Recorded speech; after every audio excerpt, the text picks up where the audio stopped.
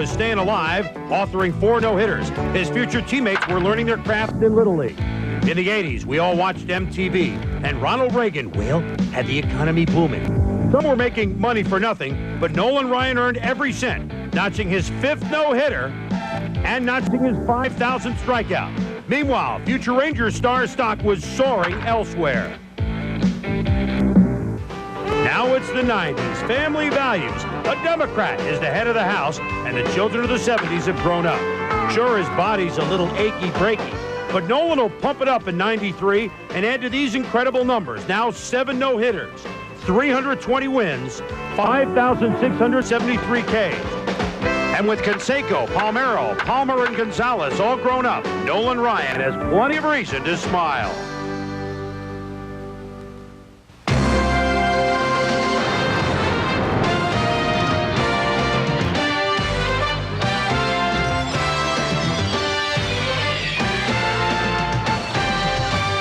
Not only do the Rangers have Nolan Ryan's fastball, they have long ball. One going Gonzalez leads the majors with 5 homers, hitting a pair against the Orioles Monday night. And the Rangers lead the majors with 14 for a team. Long ball and fastball have the Rangers off to a quick start.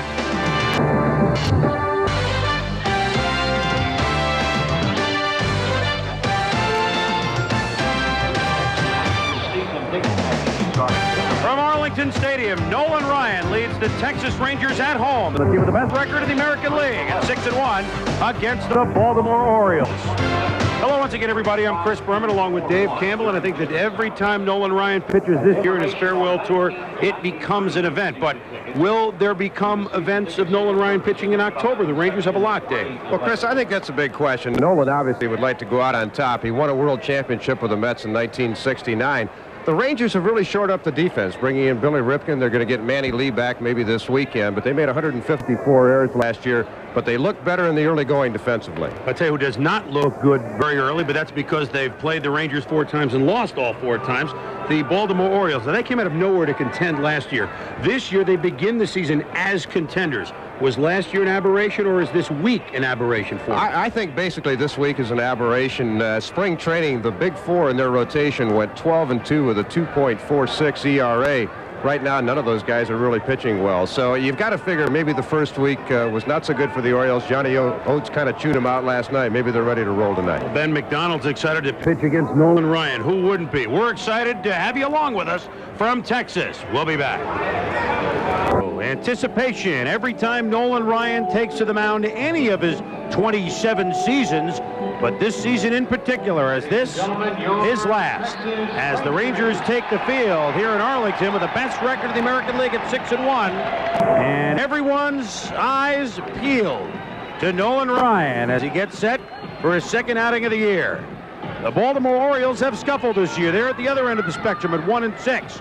Let's take a look at what Johnny Oates is trying to do to win this getaway game of the 3-game set as we look at our Energizer Oriole lineup. Brady Anderson off to a hot start in left, Mike Devereaux in center field. Cal Ripken at short, no surprise. Designated hitter, Harold Growing Pains.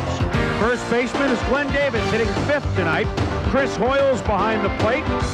Cheeto Martinez hitting 7th in right field. Tim Hewlett gets the nod at 3rd tonight. Harold Reynolds, one of the 2 new Harolds on these Orioles team. He hits 9th, and that's the lineup that Nolan Ryan, Dave, will attempt to tame. Nolan Ryan, 46 years old, his 27th Major League season, which sets an all-time Major League record. Previous high, Tommy John and Deacon McGuire, a long time ago catcher, played 26 years. 6 times in his career, struck out 300 more, fastball, curve, and he has come up with a circle change over the last few years.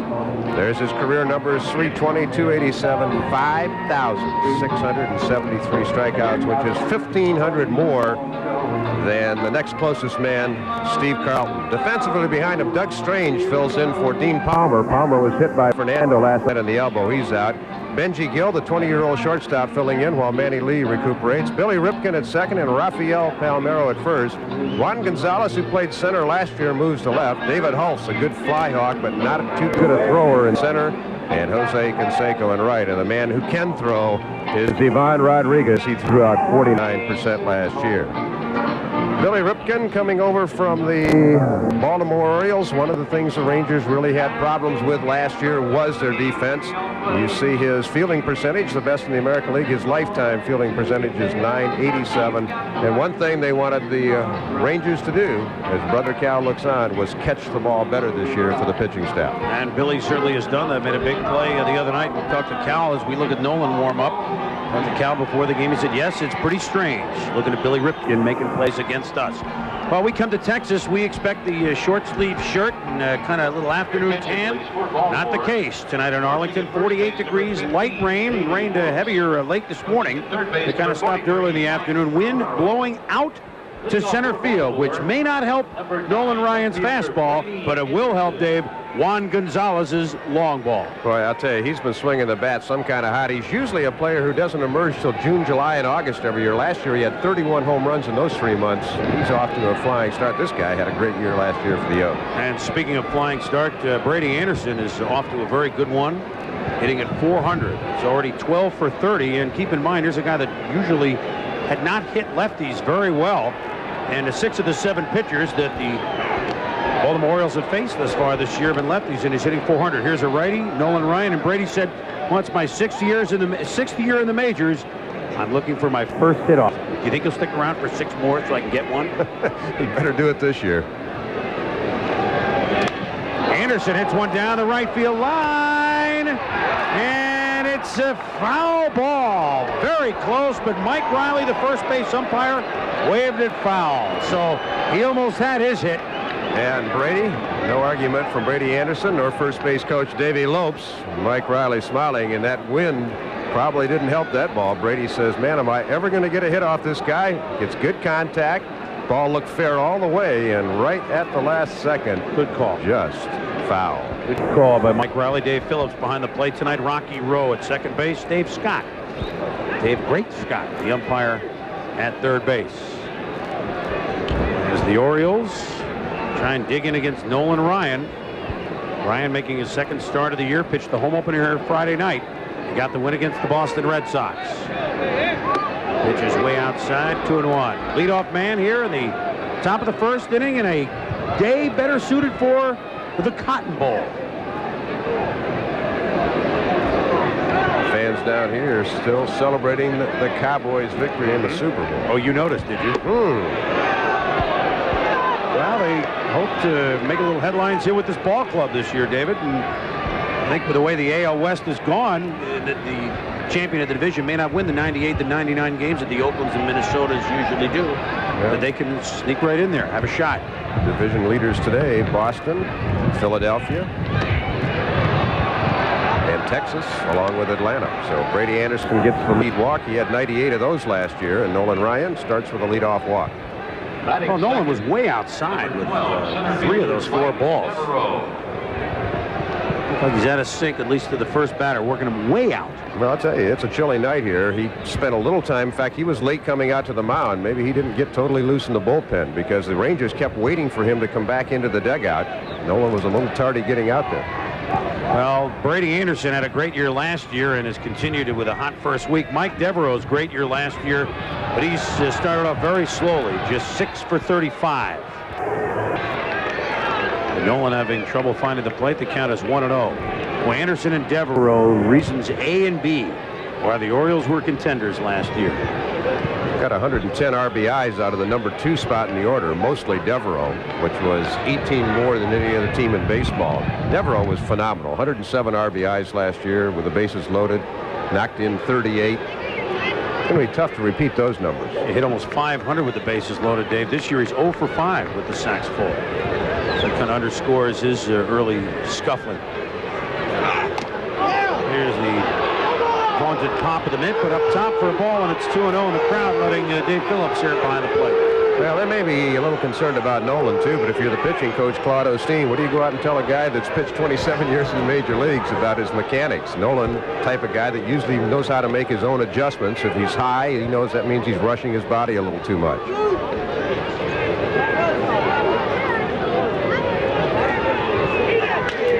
Ground ball to third, backing up is Strange, and throws a ground ball to second base. A very strange throw, and the first 2 men are on for the Orioles. See how they score it. They probably will call it a base hit, maybe a fielder's choice, but Strange just got handcuffed by the ball, and a lot of rain. Maybe he got some mud in the spikes, just went right on the seat of his pants. And you can't do much with your feet up in the way. You couldn't even make a throw. No, I don't think he would have gotten Babe Ruth running into second base, do you? Nah. Yeah, the Babe could run. He stole home 10 times. That's right, I know. I knew you'd know that, too. Yeah. I'm not going to sneak one past you this early in the game, I know. The Bambino. Base hit for Devereaux, so 2 on, just like last year. Anderson and Devereaux on the base pass, but last year, Cal Ripken, this man at the plate who was playing consecutive game number 1,743. Last year, Cal had his low year, average in home runs and RBIs. He started off pretty well, though, and if Anderson and Devereaux get going, and a big year from Ripken, it's going to be tough to top that top third of the order. Well, Harold Baines behind him provides a left-handed bat against right-handed pitching. They're hoping the thing that really killed the Orioles last year was their 3, 4, and 5 hitters. Ripken, Davis, and Milligan. They've got none of them hit. Count is 1-0 to Cal Ripken. Nolan Ryan struggling here in the first inning. A walk and an infield single. And that's ball 2. I talked to Cal before the game, and I said, look, you faced him many, many times. I mean, you guys have been on all-star teams together. What is it like facing Nolan Ryan for you? And he said, well, every other pitcher, you try and go up there in your head, make him feel normal, maybe do something in the batter's box, and he's not a god, he's just a normal guy. To be honest with you, I can't make myself think that about Nolan Ryan. Skies this one. Does Rodriguez have room behind the plate? No. Now, the man on deck, Harold Baines, is hitting .368 lifetime against Nolan with 4 home runs. So this is a big hitter for Ryan. He could be in big trouble in the first inning if Ripken gets aboard. Here's the slow motion shot of Nolan. I'll tell you, that ball looks pretty good to hit right there in slow motion. Doesn't look so good when you're up there looking at the raw heat. 90 miles an hour. Last pitch. Fast for most. Slow for him. Count is 2-1 to Cal Ripken. 2 on, none out, top of the first inning. Orioles and the Rangers. Teams with opposite records thus far this year. Rangers 6-1, the Orioles 1-6. As we mentioned, Texas 4-0 early on against these Orioles. Cal held off, and it's a strike call by Dave Phillips, 2-2. You might think with Johnny Oates trying to shake up his troops, they've really been lethargic offensively. They haven't pitched too well, that might be a pretty good hit-and-run situation. But against a guy like Nolan Ryan, you're really reluctant to start the runners because, first of all, he's a little wild tonight. Second of all, you're never guaranteed you're going to make contact, even with a great hitter like Ripken. So Oates probably, discretion was the better part of valor there. He didn't start his runners, and it's probably a good thing because Ryan threw a perfect curveball for a strike.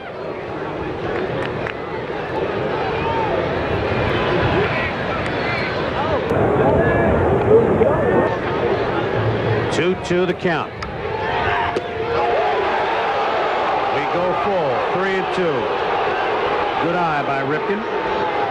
Well, a lot of times the biggest pitch in the game is in the 9th inning, everything on the line, but sometimes there's a point early in the game where a crucial pitch, and I think this is going to be a crucial pitch. Probably the runners are going to start, and with Baines, who kills Ryan on deck, this could be a very crucial pitch early in this game tonight.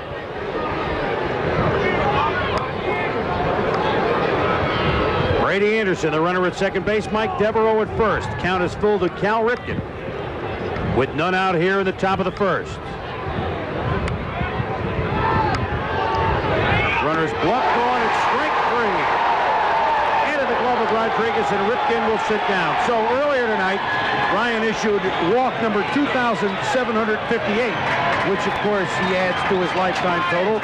This is strikeout number 5,674. Number 3. Well, just a fastball that runs in, and somebody missed a sign because Devereaux was running to second, but Anderson didn't take off from second base. Mike got about 30 feet down the line, all of a sudden decided, whoa, I better get back. So I think Brady Anderson was supposed to go and didn't.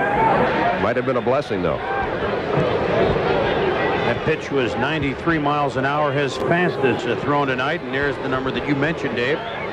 Harold Baines has done very well against Nolan Ryan, and against right-handed pitchers often you will see him hit cleanup for the Orioles, just as Tony La Russa used him in cleanup the last couple of years for the Oakland A's against the righties. Baines, of course, spent some time here in Texas. A much heralded trade. There's that word herald again. Yeah, well, we're going to use it often tonight. Big trade with the Chicago White Sox after a brilliant career there. In July of '89, came down here for Scott Fletcher, Sammy Saint Sosa, and Wilson Alvarez. And then, of course, he was off packing to Oakland the next year for Joe Bittger and Scott Champerino. That's one that I don't think Texas got their money's worth on. Now Harold wearing number 3 again. His number 3 is retired with the White Sox. He wore number 3 with Oakland and wearing number 3 with the Orioles. I don't think he'll get traded to the Yankees. Count is, no, I don't think so. Count is 2-0. And if he does, he will not wear number 3. There's the strike. It's 2-1. Well, a great story in Oakland. Jamie Quirk was wearing number 3, and Baines got traded over there. La Russa called him in and said, "Jamie, we need you to give up number 3." He said, "Why? Did we get Babe Ruth in a trade?" Jamie's always the quick wit. Pitch outside for Nolan. It's 3-1. For Harold Baines, he, of course, is going home. Grew up about 90 minutes from Baltimore and Maryland's Eastern Shore. Still lives there, so for him, at the end of a long run in the majors, not a long run compared to Nolan Ryan's long run, but for a nice career, he gets to play at home.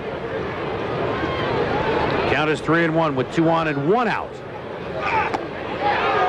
And there's the second walk of the inning, and the bases are full for Glenn Davis. So Nolan continues to labor out there. Number 27, first baseman Glenn Davis, who had a good second half of the season, but the first week of this season, he's really been in the dumps. What a spot for him to unload. Chris, I just wonder if he's pressing a little bit. There's been rumors saying that they're going to give Davis a full shot for about a month, but if he doesn't produce, then maybe they'll just let him go and bring in David Segui. He's not off to a good start. Crucial at bat early for him, if that's the Oriole thinking.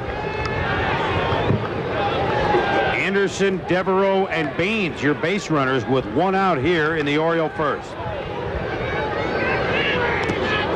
Pitch bounces away from Rodriguez, but he's there and Nolan into the plate. Nolan gimped in a little bit.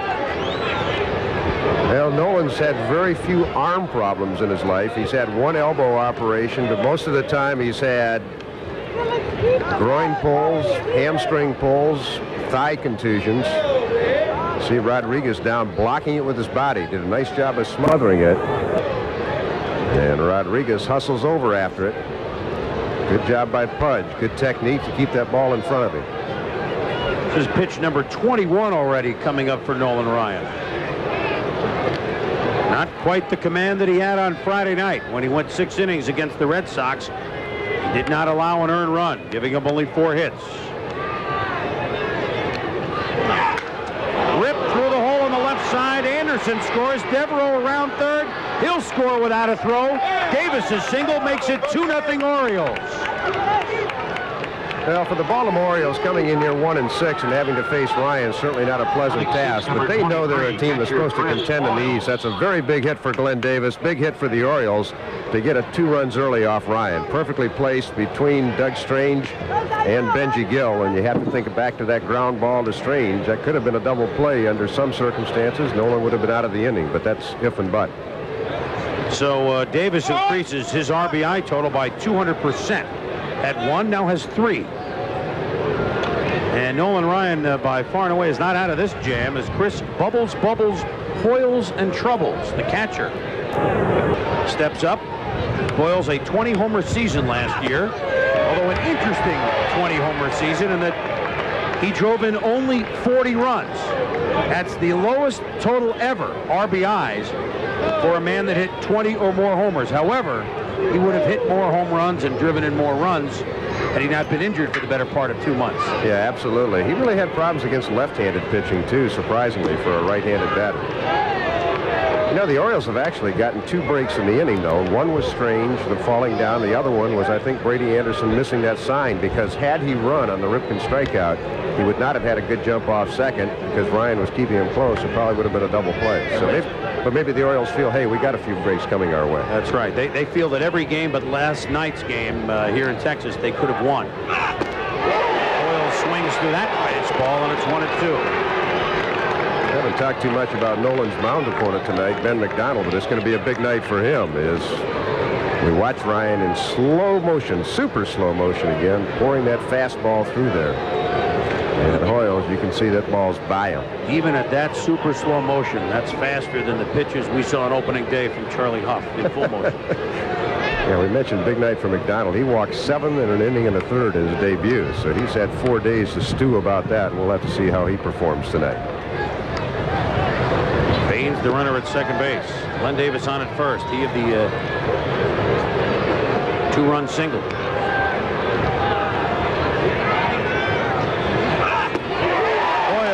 Swings and misses. Second strikeout of the inning for Ryan.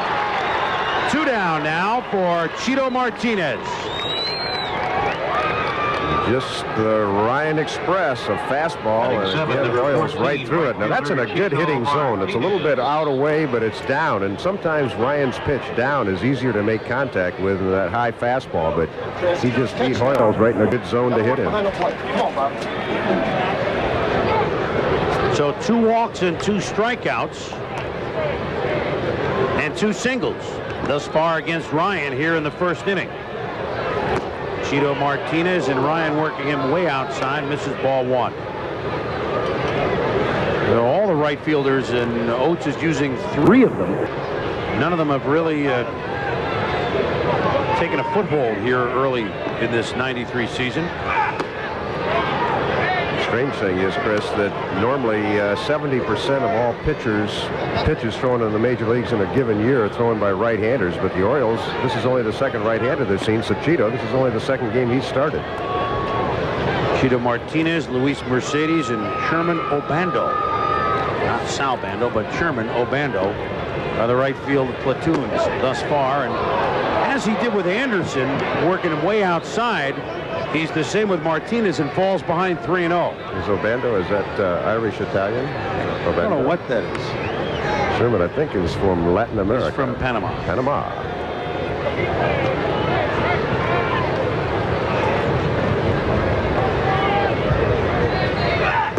Martinez taking all the way on the 3-0, and it's in there for a strike. 2 runs are in here in the Oriole first. Baines at second base. Davis at first. 2 down. And the number 7 hitter, Chito Martinez, looks in at the 3-1 pitch. He's way behind that one. The count is full. Nothing wrong with Nolan's stuff tonight, although it did seem to take him a little time to get the feel out there in the mound, and maybe the cold weather had some kind of an effect on him. But he's really airing it out right now, but he's got to be over the 30-pitch plateau already. Yeah, this is number 30 coming up. Count is full. Runners going with 2 down.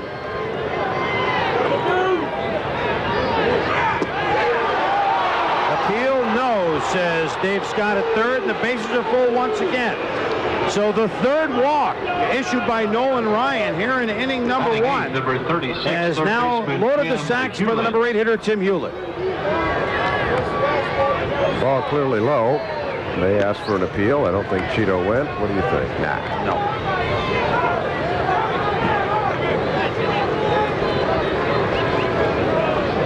We talk about a big batter or a big pitch. Hewlett. Short left field. Gonzalez coming on and hangs up there long enough for him. And the Orioles leave the bases full. They had Nolan Ryan on the ropes. They did touch him for 2. And we head to the bottom of the first. 2-0 Orioles. Bottom of the first inning on a chilly, slightly damp evening in Arlington, Texas. And here's our Energizer lineup of the Texas Rangers. It keeps going and going. And David Holtz will lead off at center field. Rafael Emerson, Lake, and Palmero at first base. Jose Canseco in right field hitting third. Juan Gonzalez. 5 home runs in left field. Julio Generalissimo Franco is the DH hitting fifth. Pudge Rodriguez behind the plate hitting sixth. Doug People Are Strange, the third baseman tonight with Palmer out. Billy Ripken at second base hitting eighth. And the 20-year-old Benji Gill at shortstop against 6'7" Big Ben McDonald for the Orioles. And you mentioned start one was not one he wants to write home about. Well, the 7 base on balls, and that was not the kind of spring Ben McDonald had. He had a very good spring. He was coming out extremely confident. Had come up with a cut fastball and a changeup to go with his good fastball and curve. Confidence is a big thing with Ben McDonald. He was rated the best pitcher in college baseball ever coming out. He hasn't fulfilled his promise yet, but we'll have to see if he can get it in gear and have a good year this year. Tim Hewlett gets the nod at third base in place of Leo Gomez tonight. Cal Ripken, 2 straight Gold Gloves at second. Harold Reynolds has 3 Gold Gloves to his name. And Glenn Davis is at first. Brady Anderson will win a Gold Glove before he's through and left. Mike Devereaux, a good center fielder, and Chino Martinez in right. Chris Hoyles is the catcher. And Hoyles is a guy who threw out the fewest in the major leagues last year, only 15%, but off well this year, throwing out 6 out of 11. So he has done much better. 20%. One statistical book says 20, the other one says 15. I read 15. Yeah. But hey, we're trying to help him out a little bit. Make him feel good. Year before, he was not that low at all. He was in the 33, 34 range. A lot of high leg kicks. Rick Sutcliffe, very slow delivery to the plate. McDonald slow to the plate. Messina's the one guy who holds runners pretty well on the staff. Here's David Holtz, and Tim Hewlett, the third baseman, is in on the grass looking for a bunt. Remember, with the rain, they did not take the batting practice today, so that they did have the tarp on the field, but you can see some wet spots, and you can drop one down real nicely. It'll die right there for you. And Hewlett is in looking. Holtz swings to that pitch by McDonald. It's 0-2. I can tell by looking at your shoes, you visited the Baltimore clubhouse. Yes. You sloshed through wind, rain. You were like a postman. That's right. Nothing was going to keep you from your appointed rounds today. Well, it is an interesting trip to the clubhouses here, right, Dave? You bet. A different trip next year. New ballpark that they're building, just a Juan Gonzalez home run over the center field fence from us. We'll talk about that as the night goes on. It's going to be spectacular next year. Holtz swinging late and bounces that one into the photographer's bin. One of the problems the Rangers have had and are going to continue to have if the pattern stays the way it has been is finding a leadoff man. David Holtz last year in Double-A walked only 24 times, struck out 108. So that's not your prototype numbers for a leadoff man. He hit 285. Doug DeCenso's played some. Gary Reedus played last night in center field and hit a home run, but the Rangers would like to find a bona fide leadoff man. Because what follows their leadoff man in the order is some serious heavy metal. That one is bounced, and Hoyles makes a nice play. Some tremendous firepower. Some serious firepower. Now, they lead the majors in home runs at 14, and we should point out that in all 7 of their games, the Rangers have gone deep at least once. You can see with the rain, I mean, it's not heavy drops, but certainly the parkas and the umbrellas are out. 1-2 pitch, and Holtz fouls back, so the count remains the same. We talked about the home runs. 14, to see 10 of them have come against the Orioles, who can't wait to have this series end, and then they don't see the Rangers till later on in the year. And we told you that Gonzalez leads the majors with 5, and number 2 in the American League, Dean Palmer, not in the lineup tonight with 4. Kick out of that graphic. 10 home runs the Orioles have given up in 4 games to the Rangers. You know, this Orioles staff one time gave up 10 in 1 game, the major league record back in 1987 to the Blue Jays. And that was the game that broke Cal's consecutive inning streak. Yeah, he came out of that one early. For him, it was the 8th inning. Holtz thought he had drawn the base on balls, but he forgot that was only ball 3. Yeah. I don't know, down in Double-A Tulsa, maybe, David, they had ball 3 was a walk, but up here it takes 4. Well, you can be sure that in the Kangaroo Court, he will be doling it out. Well, Ben McDonald facing a little bit of a crisis early on. Again, coming off a 7-walk, 1 1/3 inning performance. He started out throwing strikes, but now Holtz has run the count full. Ground ball is short. Cal Ripken. Holtz with good speed, but the throw to Davis just beats him, and there's 1 out. Well, every grounder is in slow motion tonight, Dave. Well, the turf is wet. We've had a lot of rain here in the last couple of days, and besides that, this has never been one of the smoother pastures to play defense on. The Texas Rangers made 154 errors last year. A lot of that was because of bad defense, but this is not one of the better turfs to play on. Is that the dreaded Kikuyu grass that we're looking at? That could be. Or is it Bermuda? It could be winter rye or something. Yes. I don't know. Kentucky bluegrass. Rafael Palmeiro off to a slow start, but he missed most of spring training.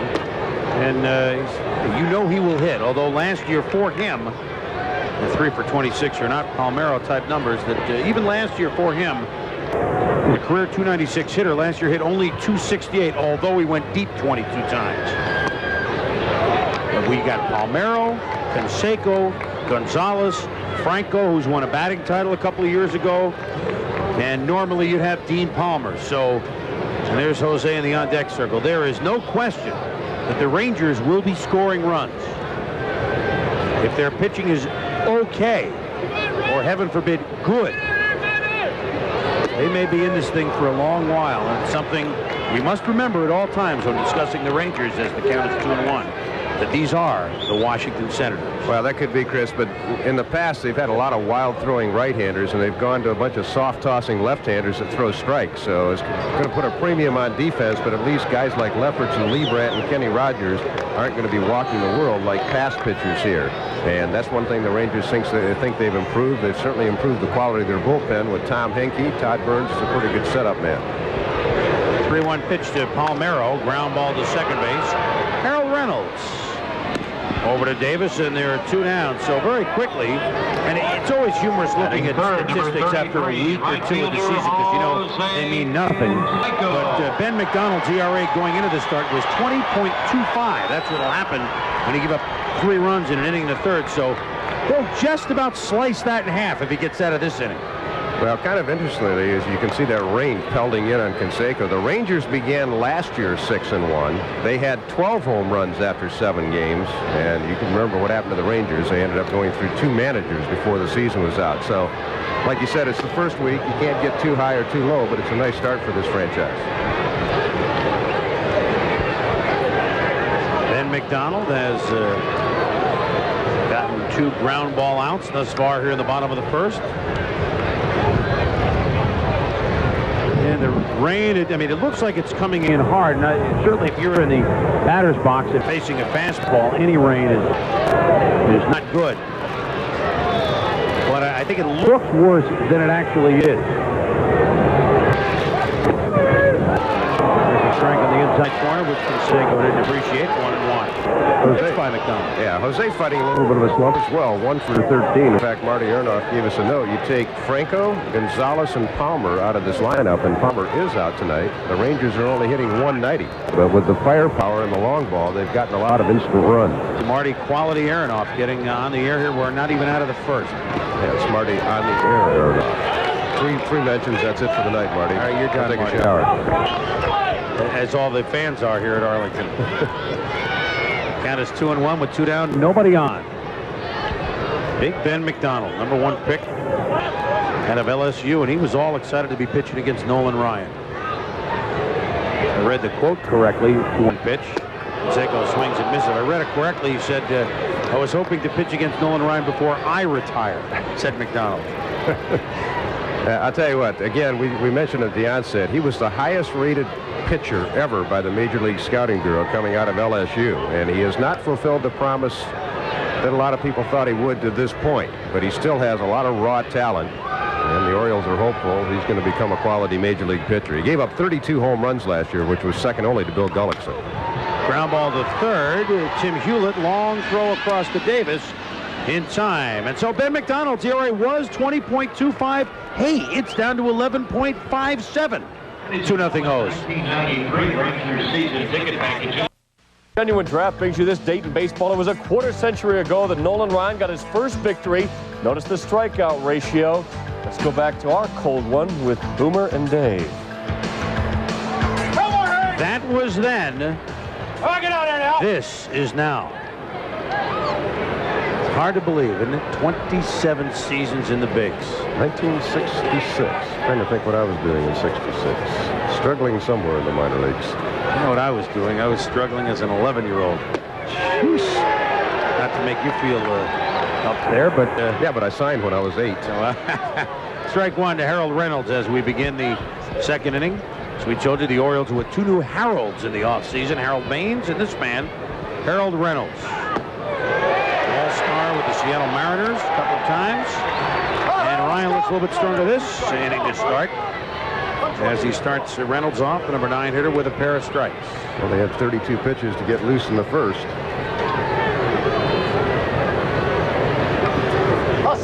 And Harold, a little water in the eye, as we're going to have from time to time tonight. Nolan's probably throwing about 26 fastballs, a few breaking balls. Haven't seen a change yet. Slap to third baseman Doug Strange.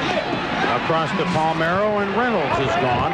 1 out in the Orioles second. Left fielder Brady Anderson. Strange looked a little better on that one than he did on the ball that ate him up. Yeah, that play hurt Ryan, no question about it. Doug just got caught in between hops, and the force of the ball just knocked him down with the bad footing down there. So, you know, again, Dean Palmer out. He got hit by Fernando in the elbow last night. Went and had x-rays. The x-rays were negative, but he had a lot of swelling. Actually, from the elbow all the way down to the wrist. It just hit him just right, or just wrong in that case. So Palmer not in there tonight. Brady Anderson walked and scored a run on Glenn Davis's 2-run single in the first inning. Brady with the longest sideburns in the league. All-Star last year, and that was a lot of fun for him, with the All-Star game being in San Diego. Swinging at the first pitch and fouls it back because Brady grew up in the area. Carlsbad. Yeah. Went to UC Irvine. He was an anteater. Yes. Anteater. Not many can be anteaters. Very true. I saw Greg Hibbard the other day for the, what's he with, the Cubs now. His sideburns are right down there with Brady's, yeah. Yeah, but we all had him back then when Nolan broke in, didn't we? Oh, boy. Well, maybe I didn't at 11, but eventually I did. I see a couple of those photos from those days and went, whoa.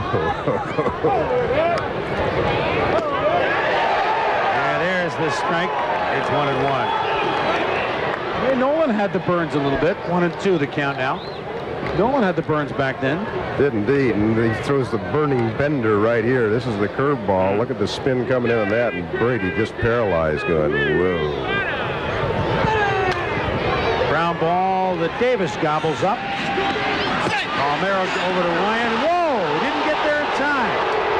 You talked about seeing Nolan limping earlier. He definitely was limping, and he still is. So something is bothering Ryan. Ryan was late getting off the mound, and I don't think Brady Anderson stepped on him. I think it's just some kind of a pull he has.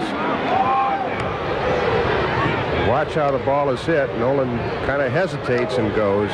Well, when you're that age, you can't hesitate. Let's see if Brady steps on him, or is this some kind of a... Oh, it's a muscle pull. He started limping before he even got there.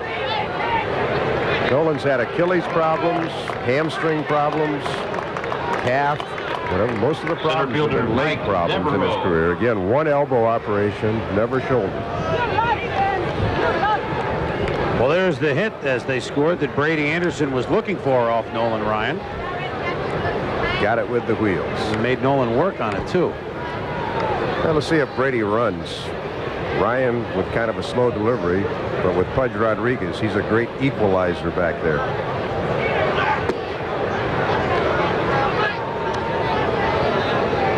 Devereaux, the base hit. He also scored on that Davis 2-run single.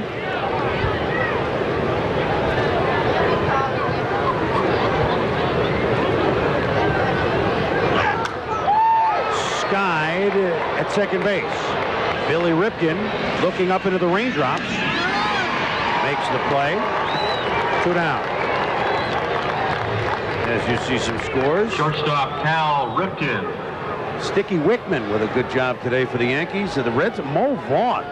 Mike Easler's got him straightened out. He's been hitting since the first day of spring training. I thought Rich Amaro is leading the American League in doubles. And the Marlins with a road win. I mean, it was at the expense of the Giants, but Atlanta, our Marlins. Yeah, Atlanta not hitting a lick, but that pitching's keeping them on top. Here's Cal Ripken up against Nolan Ryan, and it's strike 1. How about those Phillies? 6-0 lead. They're on their way to their 8th win tonight. Now, the Phillies are kind of a gas house gang revisited. Maybe not Frankie Frisch and all those guys and Dizzy, but some of them are maybe half dizzy. Yeah, they got a new victim they can begin tormenting probably tonight, Mark Davis. Kind of sometimes has a little bit of a fragile ego. That Philly group will get a hold of him. They'll either ruin him or make him mean, one or the other. They're going to have fun, those Phillies. There's no question about that. Ripken behind 0-2 to Nolan Ryan. Ryan, if you're tuning in late, struggled in the first walk 3. Gave up a couple of hits and 2 runs. Did strike out 2 in the first inning, and now has Ripken behind 0-2. Ground ball. Palmeiro just doesn't make the play. And Anderson all the way over to third base. Well, we've heard of guys losing ground balls in the sun. Billy Lowe's did it in the World Series one time, but I think in this case he lost a ground ball in the lights when he put the hand up, and the light banks there. A lot of players say that it is a very difficult place to see, and you can see Palmeiro was just flat blinded by the lights. So you can lose it in the sun, you can lose a ground ball in the lights, and that's exactly what happened. They give him a base hit. I was talking to a couple of people from the Rangers, Jerry Fraley, one of the writers, and he says outfielders really complain here about losing a lot of balls because they don't think the lighting is the worst of any park with the exception of maybe the Metrodome in baseball. Well, a rough inning for Rafi over there at first base. Blinded by the light. You think you could write a song? Manfred, do you think you could? Probably could. Probably is one. Blinded by her love. Sounds like a Patsy Cline tune or well, something. down here, that'll work. Every button on the radio is country down here. Count is 1-0 to Harold Baines. There's the pop of the fastball in there for a strike. Defense making Nolan work overtime today. I guess so. Doug Strange and that ball to Palmeiro, but I tell you, I remember playing third base in San Diego. There was a light problem there, and it's still there 20-some years later. Sometimes that light bank just affects high hoppers or low line drives in left field in San Diego. Foul back, count is 1-2. You mean they didn't listen to you at the Murph? Peter Bavesi, who was the assistant general manager at the time, one time made me stay out after a game until midnight to work with the groundskeeper, and they still didn't get it fixed. They had a guy up in the scaffolding trying to work on the lights, and I kept going, no. Paying him overtime and everything. Yeah, didn't pay me. No, those are the old Padres, right? Yeah, you bet. The expansion pods. Count is 1-2 to Harold Baines. Outside the low, 2-2. 47 pitches thus far tonight for Nolan Ryan. And he'll often have that. I mean, he's never, except when he's striking out everybody on 9 pitches. He gets up there, but not that high in inning number 2. That does not portend for a complete game. No, and the other thing is that whatever that leg problem is probably going to knock him out of this sooner or later, too. I'm sure there'll be a conference with Osteen and Ryan when they come in, but he obviously has some kind of a strain or a pull. That young man did not portend for a dry night. It's a serious parka. Poncho. Serious what, Major? Yes. Count is 2-2 with 2 out. 2 on. Count is full. So we know that Ripken will be off from first base. Anderson with a big lead at third.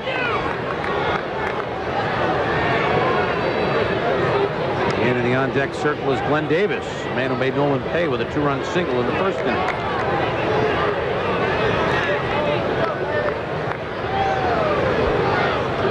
Three-two pitch on the way. Swings and fouls it back, and Ripken will go back to first base.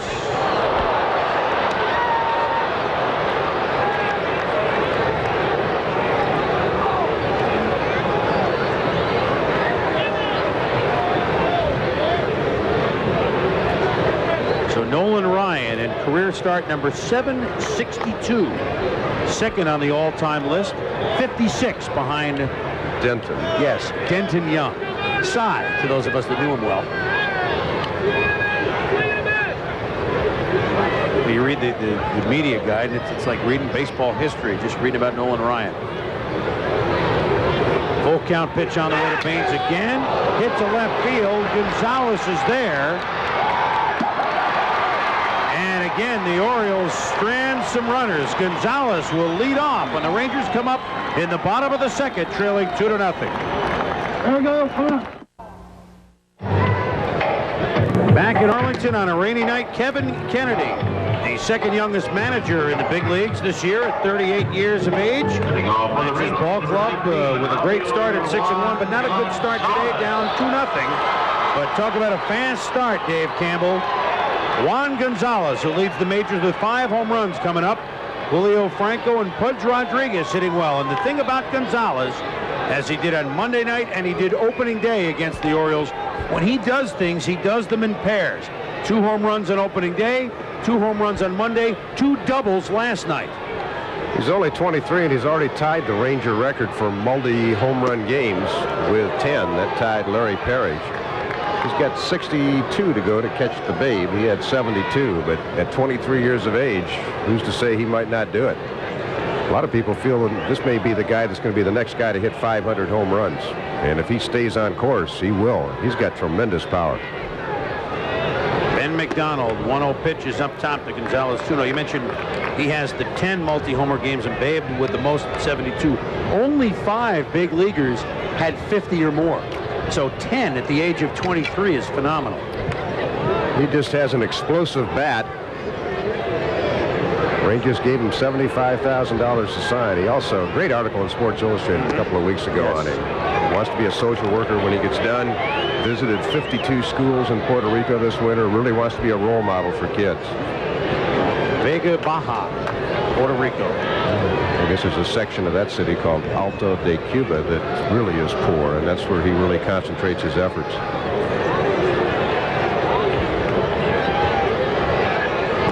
I suspect we have a few viewers in Puerto Rico tonight. Yes.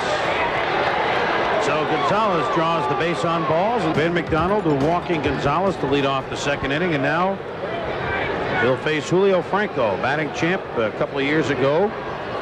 Injured and played only 35 games last year. Won the 91 batting championship in the American League, hitting .341. Lifetime .301 hitter. And really wanted to play second base, but late in the spring he understood that his role was now to be DH, and if he's happy about it, that can only help the Rangers. Well, patellar tendonitis in the knee knocked him out last year, and he now has it in the other knee. So his best position is bat anyway. I know Julio, a competitor, likes to play, but fielding has always been a little bit of a liability for him, but not with that stick in his hands.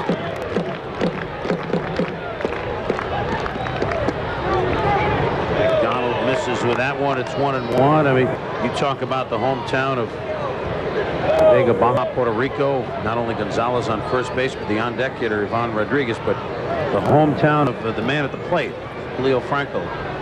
San Pedro de Macorís. Few ball players come out of there, you think? Whoa. The city only has about 50,000 people. They all play shortstop or second base. All except Pedro Guerrero. All hit deep to right field. Back goes Chito Martinez back, and he makes the catch on the line. It's a fair ball. The ball hung up there for Martinez, who peeled over nicely. Made the play, and Gonzalez back to first. Catcher, Rodriguez. Well, Julio has excellent power the other way. Fans thought he got enough of it. Breeze blowing out, but this seemed to hang up a little bit, and Chito got it in fair territory. Rangers talk about Julio Franco and the 6 amigos. 6 Latin American players in the lineup tonight. Here's one of them, Pudge Rodriguez. The youngest, Benji Gil, the shortstop, was born in Mexico. Grew up in the San Diego area, but played a lot of semi-pro ball in Mexico. Palmero and Canseco from Cuba, 2 from Puerto Rico, the Dominican, and Mexico. So they've got the bases covered. Ivan Rodriguez, who born November 30th, 1971. An all-star last year, and of course, and we thought you would like to know this.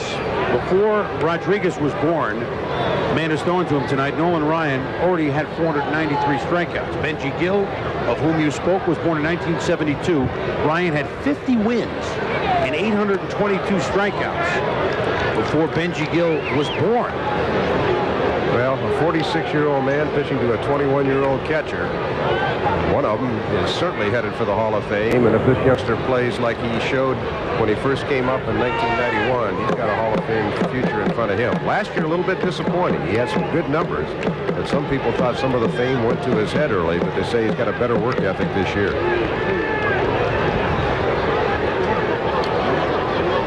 Gold Glove, 3rd youngest. Only Ken Hubbs, Johnny Bench. Griffey Jr. got one at age 22, but of course Ivan just 21. Got one last year at 20.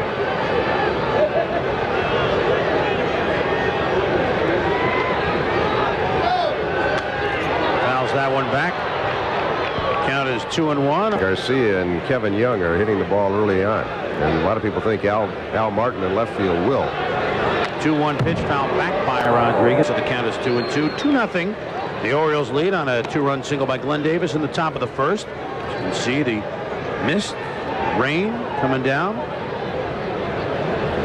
Nolan Ryan struggling in the first inning, walking 3, giving up 2 hits. You know, Glenn Davis is a big man. But Juan Gonzalez, 6'3", worked on the weights this winter, comes in at a rock-solid 226. I'm telling you, this guy, he can generate some bat speed.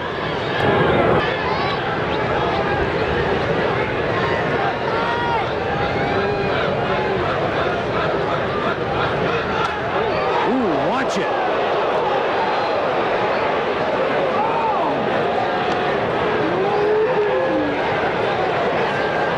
Cheering, which is good news, but you see a screamer like that going to the crowd, and I don't know, I get a little tight just watching it. Good news about having those seats close is that you can see the players up close, but boy, when you're sitting down there, I mean, be aware at all times. You can see Pudge was Moss tardy on that one. Moss, indeed. Bottom of the second inning, and Pudge will step out. You think he had a storybook day in '91 when he was called up from Double-A to the major leagues? Got married in the morning in Tulsa, Oklahoma. Took the flight, went to Chicago, played at Comiskey, threw out a runner, got a hit, all in a day's work. And at age 19. Yes. Yeah. Just in stride. He said, well, now that I'm married, I got to take responsibility. Yeah. As if getting, be a man. Yeah, as if getting married at 19 isn't scary enough. Playing your first major league game. And he figured if I'm going to be uptight, I might as well do it all in one day. And he was not uptight. Count is 3-2, 1 out. Gonzalez at first base. 2-0 Orioles, bottom of the second inning. Gonzalez probably will run. That's There he is. Kennedy's pattern. But that's and it's going to nail him. Right to Reynolds, over to Davis. You called it, but it was not the way that Kevin Kennedy designed it. We've played 2 here at wet Arlington Stadium. 2-0 O's. And, well, a Hall of Famer. And here he is tonight for the Texas Rangers. Don Rose, Leroy Stanton, Francisco Estrada, which is more like Chico Escuela, I guess, and Nolan Ryan for Jim Fregosi. Jim Fregosi, obviously a very good player. And no one really knew yet what Ryan was capable of, although, Dave, the old Mets, like Tom Seaver and company, said, well, we all thought we had pretty good fastballs, and we saw this kid from Alvin, Texas, throw his. Yeah, that might have been one of the worst trades in history. I think there's one worse, though. 1900, the New York Giants. I knew it was the Giants. Yeah, the Giants traded a guy named Amos Russi to Cincinnati for a young guy by the name of Christy Mathewson. Russi never won a game, and Mathewson won 373. That might have been the worst one ever. Well, the Giants made a good trade then, but they have a history in more recent times. In the late Horace Stoneham regime, those are the worst in plural. Yeah, of trades made. Yeah. Don't get me started, please. Yeah, one of the San Francisco writers once wrote that whenever a general manager gets a call from the San Francisco Giants, he has to put the pillowcase over his mouth to keep from laughing. Back then it was true. Not anymore, but back then it certainly was true. Glenn Davis, 2-run single in the first inning. That's why the Orioles lead it 2-0 on a chilly and wet night here in Arlington. And Davis calls for time for a moment.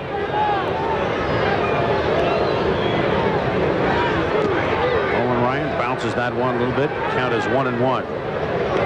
Well, every start that Nolan makes this year, it's going to bring out the fans, and we're glad you could join us tonight here on ESPN. Chris Berman along with Dave Campbell, and anytime he pitches, you know you're looking at a little bit of history. Every strikeout becomes the new number, of which I know they say records are made to be broken, but it's going to be tough to catch his strikeout figure when he's done. Well, no surprise, but Nolan Ryan averaged putting 6,018 more fannies in the seats last year. That was more than any other pitcher in baseball, but of course a lot of that was right here in Arlington when he pitched at home. 7 no-hitters for Nolan, of course. The next most, Sandy Koufax with 4. Oh, by the way, 12 one-hitters, tied with Bob Feller for the best in all-time history. Of course, his 9.59 strikeouts per 9 innings. We're talking about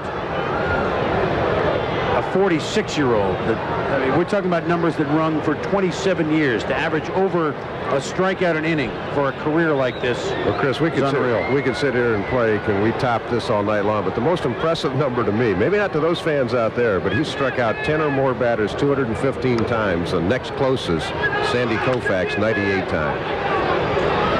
Benji Gill, the young shortstop, over to Palmeiro, and Davis is gone, and never gone is Gary Miller.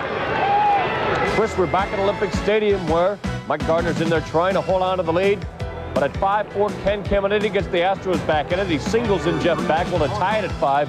Eric Anthony's just been thrown out at home, so it's still 5-all, top of the 7th for the Astros batting. Back to you. All right, Gary, the Astros, a spunky bunch. Boy, it could be an exciting season for baseball here in the Lone Star State. No question about that. Chris, it's going to ebb and flow, and Kevin Kennedy, one of the things Kennedy did when he came in here is he met individually with every player and said, all right, what do you think went wrong last year? And after the players had a chance to express themselves, then he said, what can we do as a team to turn this around? What can we do as a staff? And he let each player express themselves. And one of the things that happened last year is there really seemed to be a lot of apathy. You mentioned the Rangers can score runs. They scored the fewest runs in the American League the second half last year as they just got really out of sync as a team.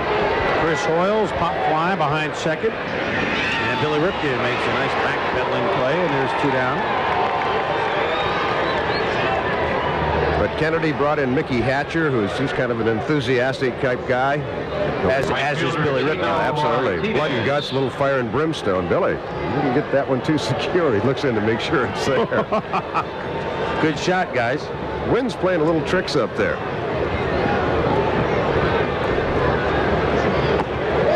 The changeup, that ball diving down and away. I just found out on the changeup from Ryan during the strike of 1981. He happened to run into Joe Nuxall, broadcaster for the Cincinnati Reds. Don't hit this pitch, Cheeto. Thank you. I wanted to finish the story. I had having breakfast with Nuxall, and he said, you know, I want to come up with a changeup. And Nuxall said, why don't you talk to Mario Soto? And Mario Soto and Ryan got together during that strike in 1981, that 50-day strike, and Mario Soto taught him the circle change. Ryan was pitching with Houston then, so Nolan even made good use of the time that he was off in 1981. He does have a good changeup. Count is 2-1 to Cheeto Martinez. 2-0 Orioles, top of the 3rd. Ryan looking for perhaps a 1-2-3 inning, something he certainly did not get in the lengthy 1st and 2nd inning. Yeah, it was nice of Cheeto not to make the 3rd out. No, but he we don't like him to interrupt our stories. Dave, this is full national. They get it right down at the plate. That's right. Okay. Cheeto's got the earpiece in. Listening? Oh, yeah. Okay. With the mini dish. Count is 3-2 to Cheeto Martinez. Nolan bidding, obviously, for his first 1-2-3 inning, but has gone to his 4th full count, and the 6th time he's had a 3-ball count on the hitters, so he's had to work tonight.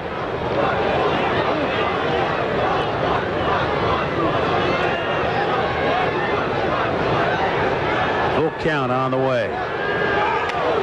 Ground ball that, well, you hold your breath the way Rafael Palmeiro's been playing first thus far tonight, but no lights in the bag, and he could get that one.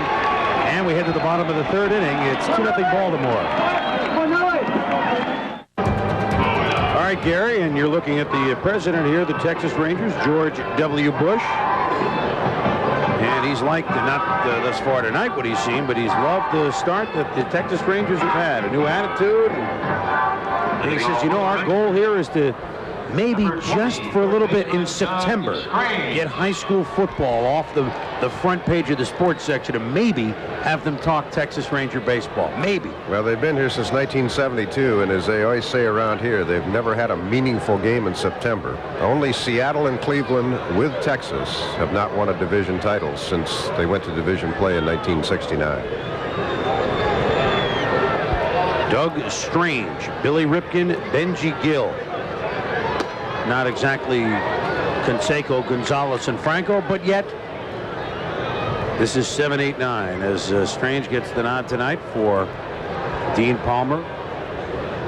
As Dave told you, plunked yesterday by Fernando, day-to-day on the elbow. So Doug Strange, who hit a 2-run home run in the second game of the season off Greg Olson. A Greg Olson curveball hit it out of the yard.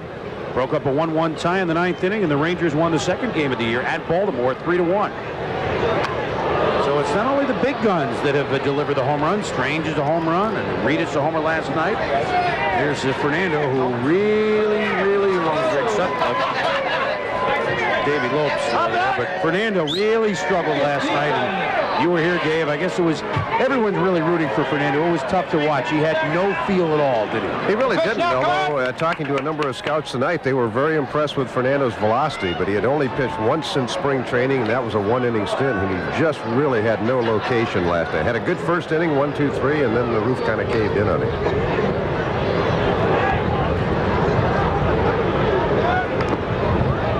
Down low from Ben McDonald. The count is 2-2, so certainly thus far tonight a much better outing for Ben McDonald, who was gone in an inning and a third after 7 walks his first time out. As David started to tell you about Ben McDonald, the Golden Spikes Award winner, the highest rated pitcher ever to come out.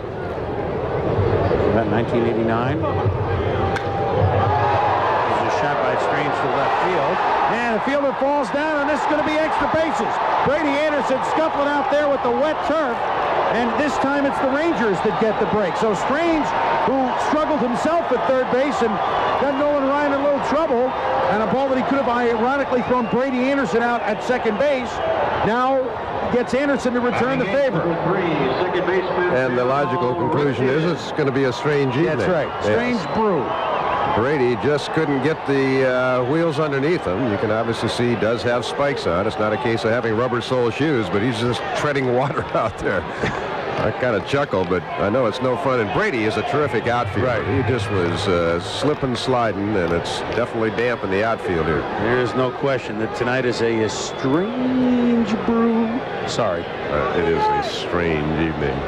Of course, it's always strange when I work with you. Well, yes, that's right. Well, you know what they do say, that the Doors did sing that people come out in the rain when it's strange. When you're strange, excuse me.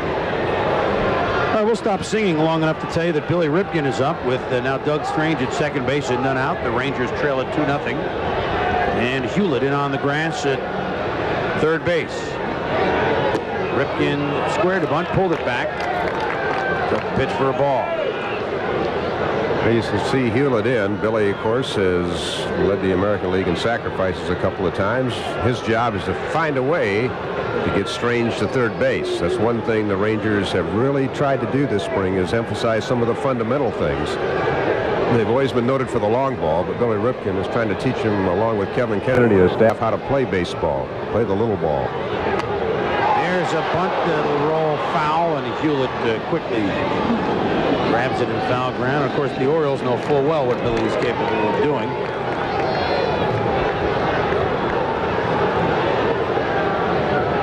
Starts out foul, stays foul. So, honest job by the groundskeepers.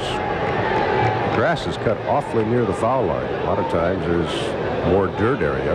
The grass is right cozy up to the foul line. So if it rolls off the grass, folks, it's definitely going to go foul. Yep. Slanting. Let's see, with the Rangers being a power hitting team, you think maybe that's tailored that way by the home team? Take away some of the bunting and speed of other teams? I don't think they would ever think of doing that. There's no home park that's ever tailor-made their field to them. In 1962, the Giants voted their groundskeeper a full share because he somehow was able to, in the playoffs, create a quagmire at first base for Maury Wills. Yes, Maury Wills stole Willie Davis, yeah. And he got a full share. But, of course, Bill Veeck used to move the fences in and out, depending on who was coming into town, until they stopped that practice. Count is 2-1 to Billy Ripken. Pulls that one away as the fastball is up and in at 3-1. Of course, in the Astrodome for a while, they used to turn on the air conditioner out in center field, and when the opponents were up, and they figured it was, what, about a 4 or 5 mile an hour breeze coming in from center, when the Astros came up, they turned it off for a while. When you go to war, you got to take all your weapons. Even some that the other guy doesn't know that he have. 3-1 the count to Billy Ripken. takes that pitch. Was thinking about bunting, pulled it back, and now will he be honest, or will he risk the 2-strike bunt? No, he's not going to bunt here. He'll try to hit the ball to the right side, though. Billy has the inside-out stroke when he wants to, kind of a natural stroke. So his job, he wants to hit the ball to the right side, advance the runner, and if he finds a hole, it's a bonus.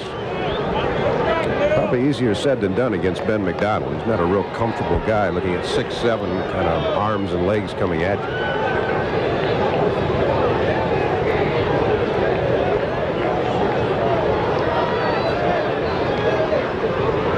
3-2 pitch. Rip grounds it to brother Cal. Cal over to first to throw out brother Bill. That the base runner does move on to third base. Doug Strange. And as we ease closer to the Stanley Cup playoffs starting next week, the Minnesota North Stars, well, before they become the Dallas Lone Stars, they still have a chance to eke into the playoffs. They'll be at Detroit tomorrow night against the Red Wings. 7:30 Eastern, 4:30 on the West Coast. The Minnesota North Stars coming down here to play hockey in that noted hotbed of hockey, Dallas, Texas. You bet. Good base running by Doug Strange. A lot of times when that ball's hit in front of you, you're hesitant about going to third, but he heard the sound of the bat. He knew Billy got sawed off and it was going to be a slow roller, so he moved to third. And here's the youngster Benji Gill. Played a nice shortstop, taking over for Manny Lee, but has struggled at the plate. Benji Gill just 1 of 21. And they took a hit away from him last night as a shot off Gomez's glove at third. And they gave Gomez an error. You're 1 for 21. I mean, come on. You're in your home park. Give him a break. Give the kid a break. Played at Gastonia last year. Hit .274. And the Rangers are very high on him for the future. When Lee's back, he probably will go out to the minor leagues, although because they have such a shortage of middle infielders, they're weighing that decision right now. And McDonald is inside 1-1. McDonald 13-13 last year, 4.24 ERA. Tried to add a couple of pitches to the repertoire. He's been working with Dick Bosman, the pitching coach.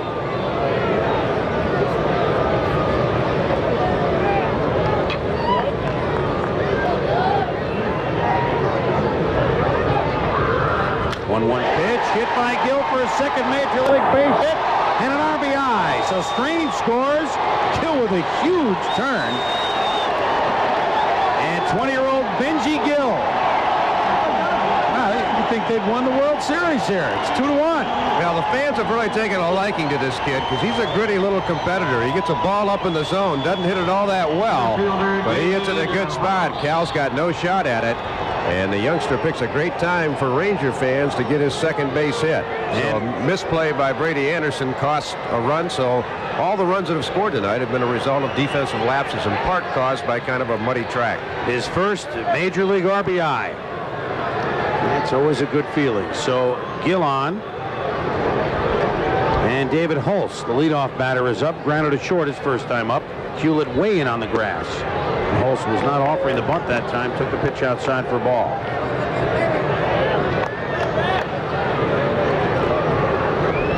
Then Palmeiro, Canseco, Gonzalez, and Franco, some names which you may be more familiar with.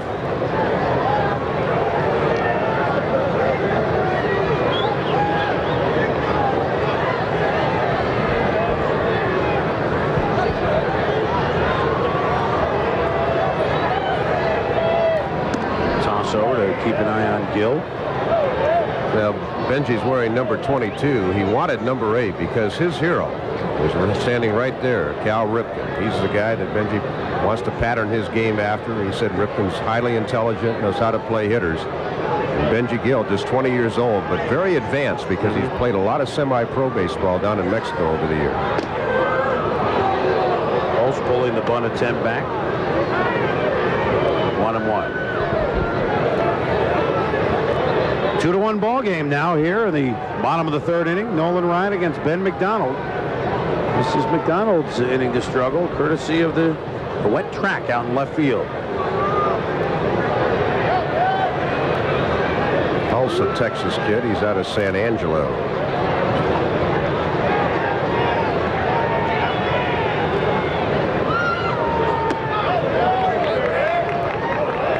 Count is 2-1.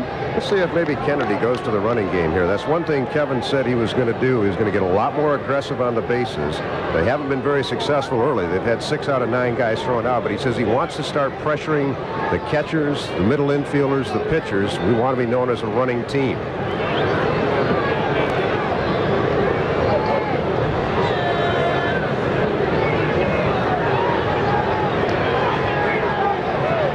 Bluff's going. Holtz swinging late, fouls it back. So the count is 2-2. And Mickey Hatcher, the first base coach, another word with Benji Gill. Now, Kennedy had some interesting quotes. He says when you run, he said it jump starts a team's heart. He said a home run will lull you to sleep, but the running game raises the team to a full-throated frenzy. They haven't run well early, but he's the type of guy that just isn't going to sit back and wait for the 3-run homers. He said that's what Texas has done in the past, and we're going to try to put some pressure on the opposition. Well, certainly at this part of the order, 8-9-1, Ripken, Gill, and Holtz. I mean, that's certainly the part where you run. Keeping an eye on Gill is Holtz looks in. Down to Dave Oliver, the third base coach, for some signs.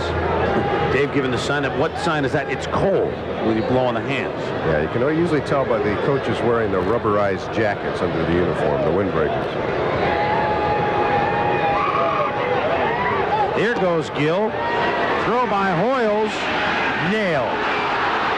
Well, we told you Hoyles throwing a little better this year than last year, and got a good pitch to work with, that's for sure, and he gunned Gill down. Well, he's 7 out of 12 after throwing at 15% last year, but any catcher will tell you if your pitcher gives you half a shot, they're going to throw some people out. Benji has a decent jump, but Ben doesn't take the high leg kick, and that really is the difference there. Great throw, and all Cal's got to do is put the tag on the hand. Look at Cal out in front of the bag. Well, that's really an art that people don't talk about too much, putting a tag on. Cal in front of the bag, blocking it off. McDonald may have to face the same thing as he walks Holtz. You know, toughest thing for a catcher to do when Ben McDonald's on the mound. I mean, he's 6'7". You got to make sure you get the throw around him. Tell him to duck. Yeah. Hoyles conversing with McDonald right now. Rafael Palmeiro stepping in, and Chris, you alluded to the fact last year he struggled a little bit. He's always been the type of guy that sprayed the ball all over the line. He only had 22 hits to the opposite field last year. A lot of people thought he got a little pull happy because he had a successful year hitting home runs the year before. But that's been one of the problems he's had early this year. A lot of ground balls to second base, maybe pulling balls that he ought to hit the other way.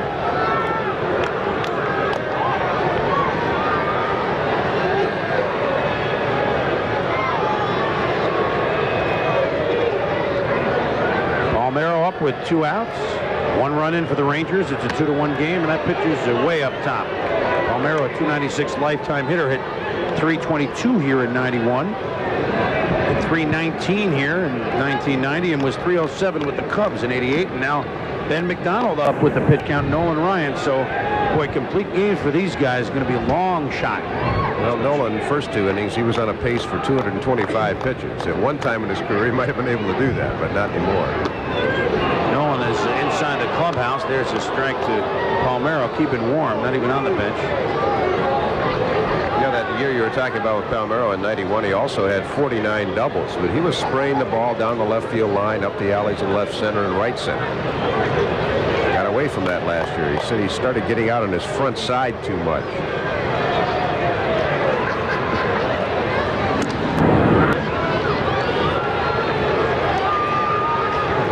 Runner at first as McDonald looks in. An all SEC matchup here. McDonald, LSU, Palmeiro, Mississippi State. Some ball players at Mississippi State. Some guy named Clark, some guy named Thigpen, Jeff Brantley, Rafael Palmeiro. Pretty good squads. Fooled him on that one. 1-2. You mentioned Palmeiro struggled in spring training, out 2.5 weeks with tonsillitis. And his tonsils removed, kind of right through it. Kind of nice looking swing. Might have pulled off that one just a tad.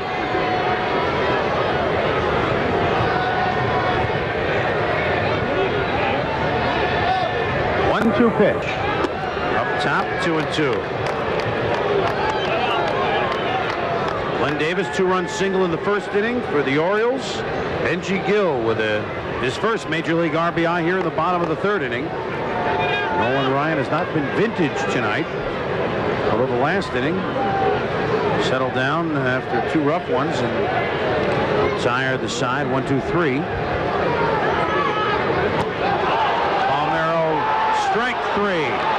Couldn't hold it up, and he's gone. So McDonald gets out of there, but not until the Rangers put across their first run of the evening.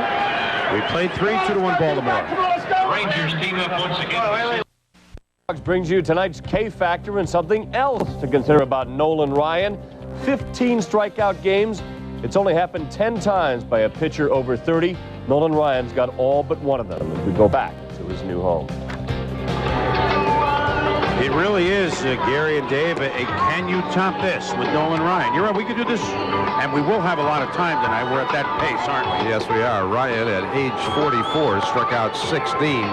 Rube Waddell, at age 32, was the only other man over 30 to strike out 16 batters. He is just, I mean, it is an absolute phenomenon what this man has accomplished in his career. You know what I was thinking of today? Tom Seaver received the highest vote total going into the Hall of Fame at 99%. Who's not going to vote for this guy? I dare some writer not to vote for this guy in the first ballot. Maybe somebody will say, well, you know, the guy's only 33 games over 500. Oh, I'm sorry. Well, this guy isn't a first ballot Hall of Famer on every ballot, then I think some writer ought to have his head examined. Well, 24 writers did not vote for Willie Mays when he was eligible. Well, I agree. I mean, there's never been a unanimous selection.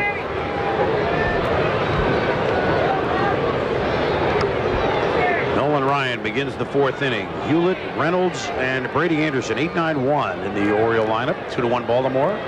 Glad you could join us. And Hewlett fouls that one off.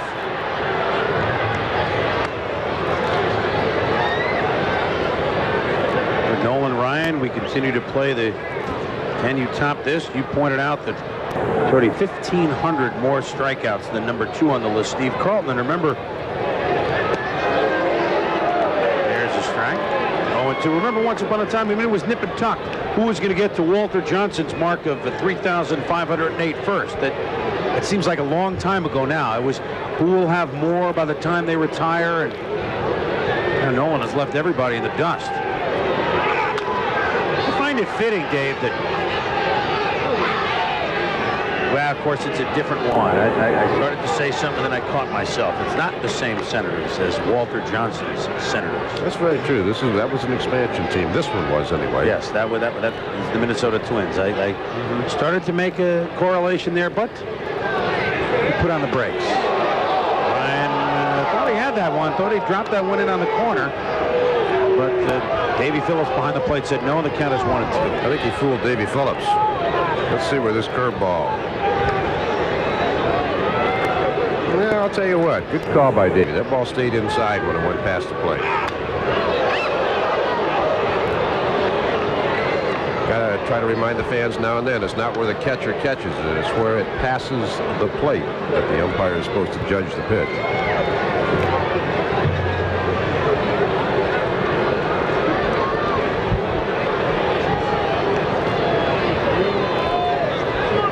Pitch. That one's bounced. Nolan Ryan, as we look at most seasons played in all the professional sports, this is Nolan's 27th. Gordie Howe, the ageless wonder. Red Wings, and then on to the Houston Aeros and the Hartford Whalers. 32 seasons. George Blanda, Hall of Famer for the, well, ended up with the Raiders. And Kareem with 20 years. No one's played 27 years in baseball except this man on the mound. Those obviously the major sports. We didn't count motor racing or bowling. We'd probably find some guys. Bowling, we got some guys. Yeah. Motor car racing. Or jockeys, certainly. Yeah. Right? Probably. Hewlett down the right field line. This one's going to curve away from Jose Canseco and going to get caught in the mud out there. And Hewlett into second base with a double. So really a good job by Hewlett. Was down and looked like at one point he was going to be struck out.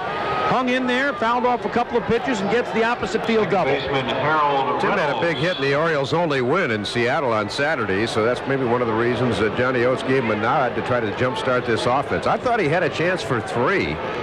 Canseco gingerly going after this when the ball just kind of dying. I thought Hewlett right about now was already at second base. I certainly thought he had a shot at third, but I guess the old axiom, you don't make the first out at third base, must have cropped through his mind, so he didn't take a chance. He was worried about blowing a tire coming around second and that mud out there, too. Jose looked like he was adjusting the mud caulks going down to get the ball. That was talking about horse racing down the right field line. Harold Reynolds up, and certainly the corners are in. Strange in at third, Palmeiro in at first. Let's see if Reynolds tries to bring a bunt up the right side. Nolan, a tough guy to pull when you're batting left-handed. Ryan doesn't look at third, goes right to first. Safe, and they say that Palmeiro is off the bag, and he's going to argue it. Is he called timeout? I guess so, and here comes Kennedy to argue with Mike Riley at first. Now, Raphael definitely thought he was on the bag as he came off to get that throw, and Kevin Kennedy going to have a say with Mike Riley.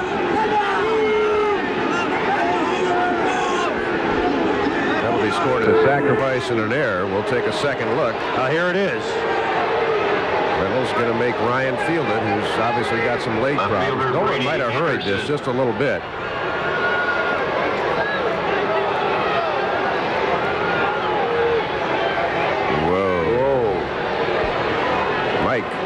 I do think you missed one, pal. Pretty conclusive.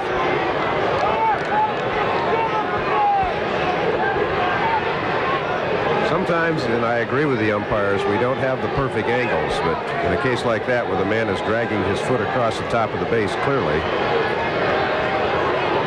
they aren't going to get 100% of them right, and in that case they did not. Now Ryan in some trouble with runners on the corners, and Brady Anderson up. Rodriguez blocks the ball, nobody going anywhere. Just goes the ball. Anderson walked, scored a run in the first inning, singled in the second inning, so his average up to a lofty 419. Here's Pudge behind the plate. Rodriguez pounces on it. Just sounds funny calling another catcher Pudge. For those of us that grew up in New England, of course, Carlton Fisk was in the major league 2 years before Pudge Rodriguez was born.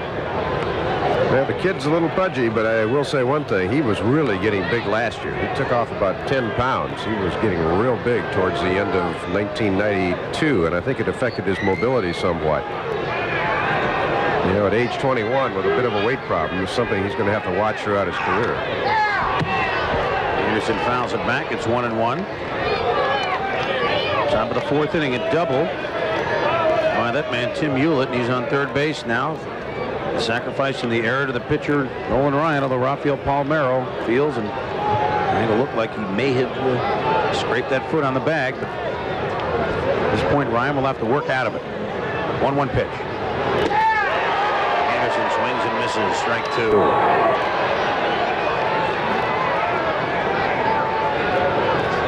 Rangers playing at double play depth. They'll trade a run to try to get the double play and stem the tide of the inning here. You see Ripken and Gill back. Ball's hit to Palmeiro or to third base to Strange. They have the option of coming home if they want to.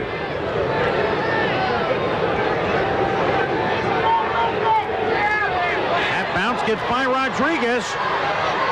And the run scores. Hewlett in from third base. It's 3-1. And Reynolds scoots down to second. Yeah, that really hurt Nolan. He was trying for the strikeout. Looked like a changeup or a curveball. We're not sure. It was definitely an off-speed pitch. Just slipped off his fingers.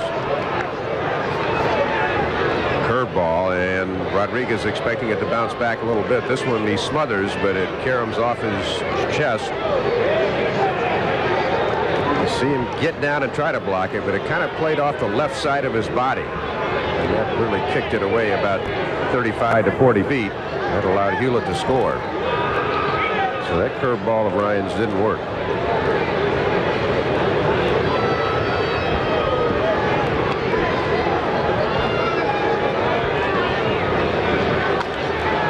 Pitch ripped foul now twice on Hewlett when Ryan was 0-2. Thought he punched him out on the curveball. Then this one he was going for the strikeout here, so he's obviously not making the pitches that Nolan Ryan often makes. Yeah, he probably is throwing maybe 3 to 4 good curveballs tonight. Fastball's been his best pitch. He is throwing maybe 4 to 5 changeups, so he's had more confidence in the fastball than anything else.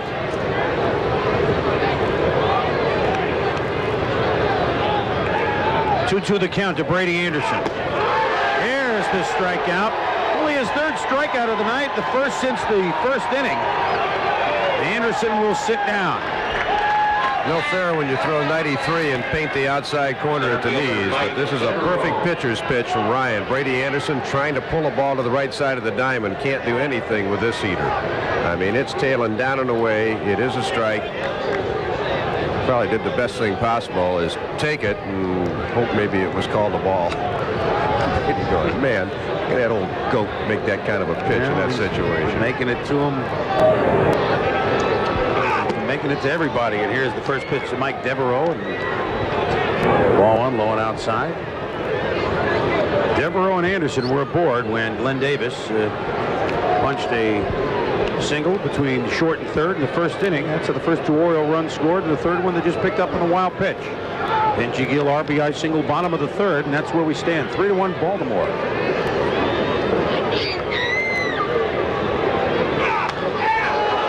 Popped up behind the plate. Does Rodriguez have room? Almost. He goes head first into the front row of seats.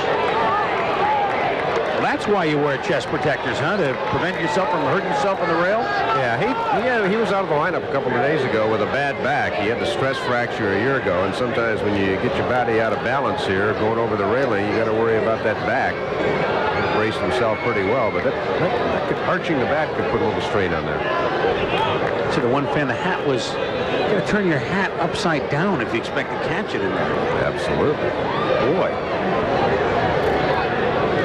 Yeah, it's been raining ever since the start of the game. Not the same amount. I mean, I don't really think we have a danger of rolling out the tarps if it stays and rains like this tonight, but we may have some more interesting plays ahead of us as Gill tries to sneak in behind Reynolds at second base. Good play by Ryan there. Sometimes pitchers don't do that. When your shortstop cuts in behind like that and you're not going to do a pickoff throw, back off the rubber, because that shortstop's going to be caught out of position. Sometimes a pitcher just kind of goes brain dead and they throw it to the plate and you've got a wide open hole on the left side of the infield.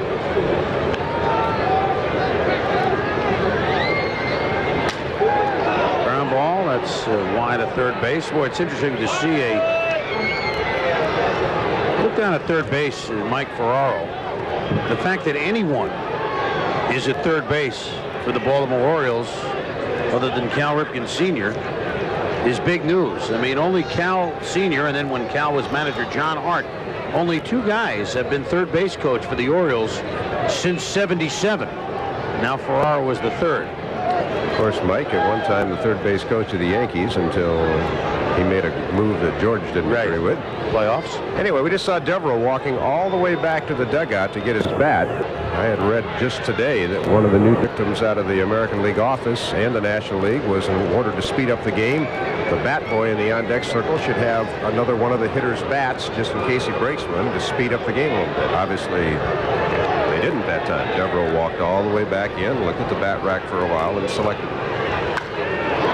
He selected the right one. There's a base hit to right. Canseco coming up throwing. No, he won't.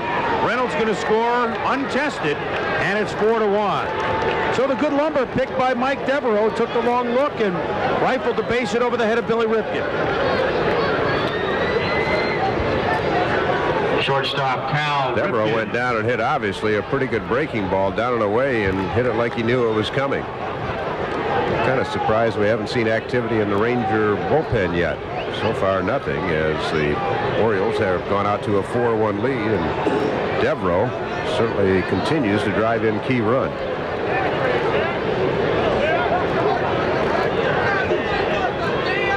So this has not been Nolan Ryan's night thus far. Now he has to deal with Cal Ripken, 1 for 2 tonight, singled in the second inning. There's a strike.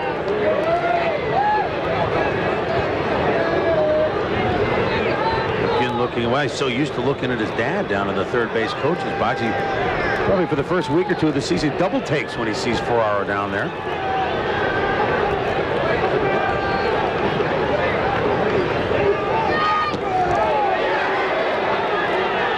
No, he did not go around, says Mike Riley. He was not endearing himself to Ranger fans tonight, although that one was right there. Well, I don't think Cal would. No. But I've seen some umpires call that. I would say no, but I've seen some guys call it for less, especially on a night like this one. I'm sure the umpires would like to get out of here, too. Yeah, so much for speeding up the game, folks. We're working on 3.5 innings in an hour and 35, 40 minutes. Devereaux off and running. Ripken swinging with it and fouls it. Out of baseball tonight and all the games. We've got it for you. We don't just show up and do some things in the postseason. We're here every day of the week for you.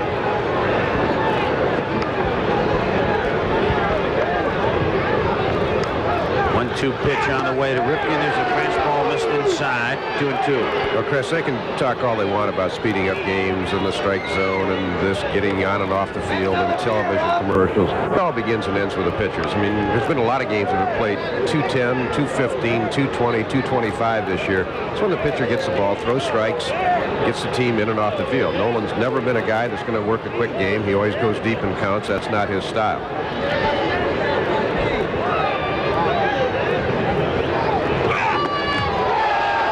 Misses inside with a fastball, and the string is full at 3-2.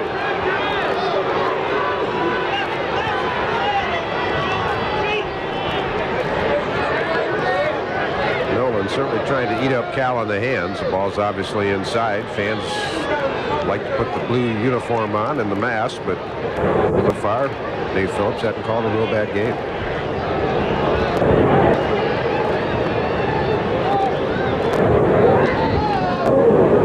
Sailed that toss over to Palmeiro to keep an eye on Devereaux. Ball almost sliced away from Palmeiro there, Dave. Quiet, I'm taking a bite of pizza. Are you going to say something? I wasn't going to point that out. Here goes the base runner and fly ball to center field. Hulse looking up into the raindrops, makes the play, and Devereaux is back to first. The secret is safe with me. Designated hitter. I know, but you were looking at me, and I was going, I'm trying to swallow this. Even the pizza's chilly tonight, isn't it? Cal's still struggling a little bit. He had a 4-hit game on Saturday in Seattle, but then drew a big offer coming in tonight. Although he did get a gift wrap hit on that ball, that bouncer that Palmeiro lost in the lights.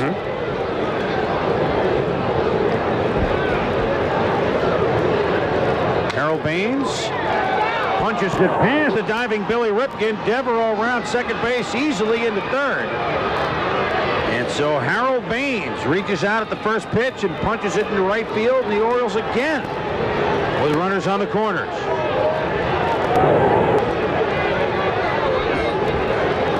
A lot of hits off Ryan haven't exactly been rockets tonight. Glenn Davis's 2 RBI single found a perfect hole between third and short. This one perfectly between first and second. And Billy gave it a good shot, but didn't come close. No, Billy, you got to attaboy. Turn it around. Brian Bohannon, the left-hander, is now up in the Texas bullpen. You mentioned, Dave, I mean, not exactly rockets, but 7 hits. Could be a lot worse on the scoreboard. Ryan stranded 3 in the first and 2 in the second. Now he's trying to do the same here. Try and strand the 2. Glenn Davis made him pay in the first inning, and that time Davis didn't catch up to that. It's a strike. Davis with a 2-run single in the first. Chris, just looking down my score sheet and my notes, really the only ball that's been absolutely tattooed was that line drive by Devereaux, the base hit in this inning.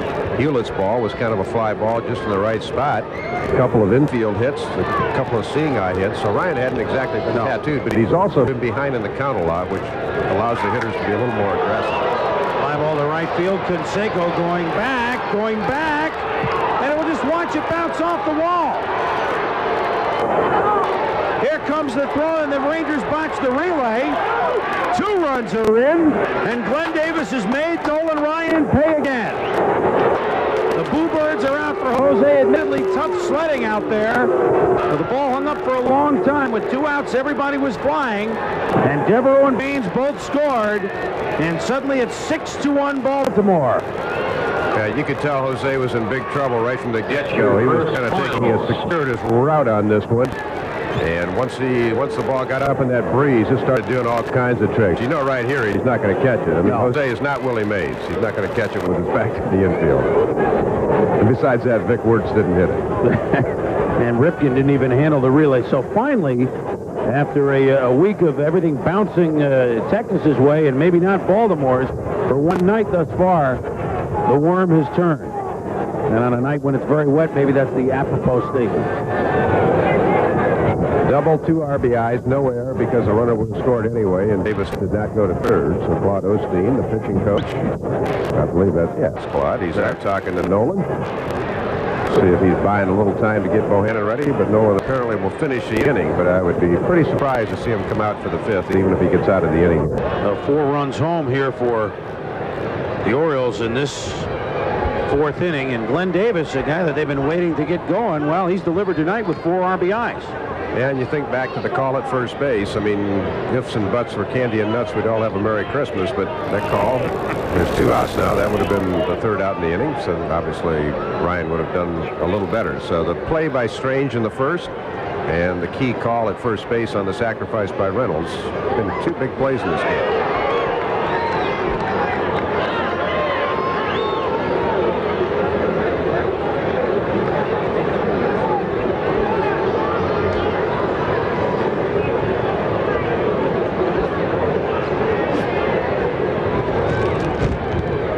It's 0-1 to Chris Hoyles.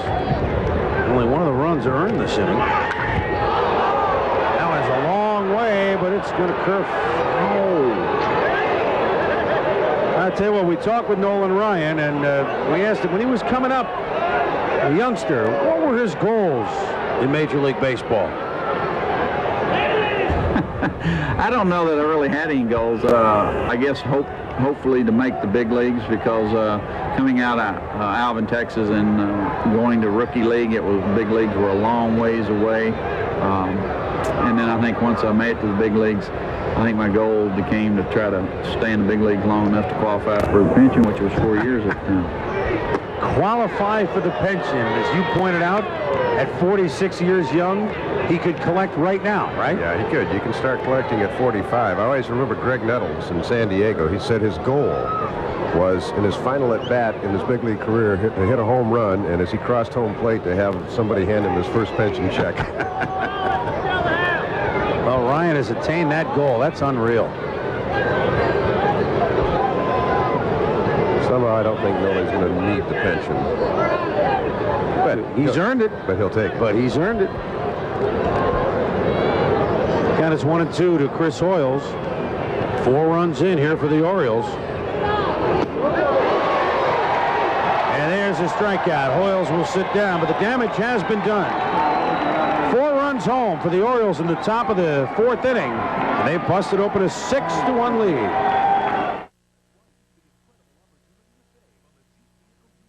A moment ago, Nolan Ryan, as he's been doing the last couple of innings, into the clubhouse, but the question is, might be the last we'll see of him as Brian Bohannon, the lefty, continues to get warm. Nolan is throwing, what, in the 90s for pitches? 97 pitches, so...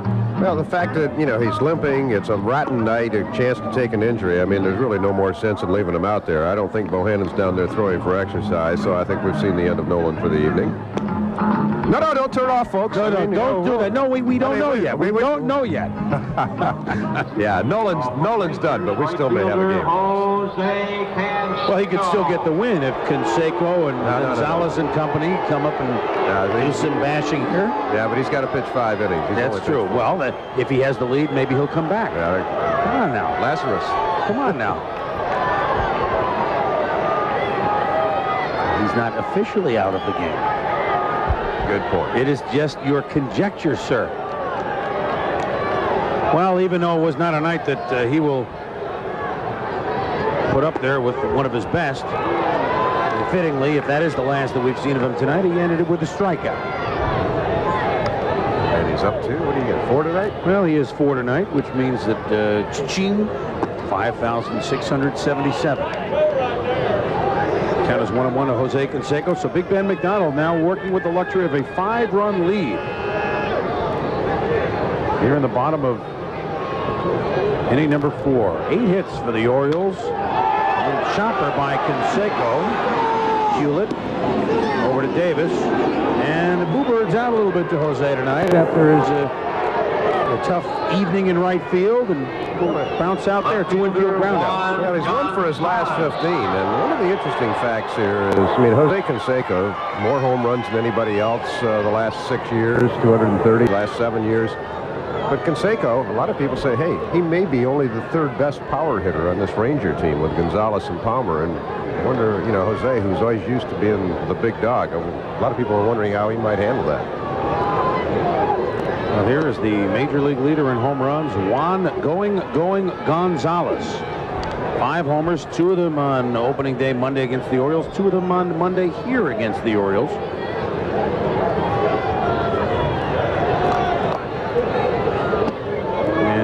Power pitcher against the power hitter, and yes, you'll see the curveball. As Gonzalez on Monday hit one was a there you go. Why have the pizza when you can have some hot coffee, some good looking nachos in the rain?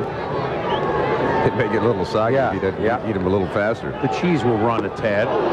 Good pitch, and Gonzalez swings and misses. What I started to say was he hit one off of a fastball and one off either a slow curve or a change. 2 totally different sort of pitches. And then last night you said he had a double that was just had hair on it.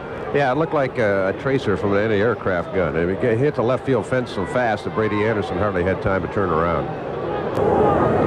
Count is 1-2 on Juan Gonzalez. And he swings and misses. Now we're getting close to the time he'll bring in his compatriot at Cincinnati, and now in Seattle, Nolan Charlton. As Julio Franco looks at strike 1 from Ben McDonald. Pitching very well here with this 5-run lead. He really is, and that's, you know, we've been concentrating an awful lot on Nolan, and you have to concentrate on Nolan. But for the Orioles, a big outing because their pitching staff that was absolutely brilliant in spring training. We mentioned at the start, 12-2 in the spring with a 2.46 ERA for their big guys. Look at that curve. All of a sudden, Messina not quite as sharp. Sutcliffe has struggled. McDonald had the real shaky first start, but all of a sudden he's starting to give him a lift. With Arthur Rhodes, and if they can get Fernando on track, this is still a very, very potent team. They just happened to have a rotten first week.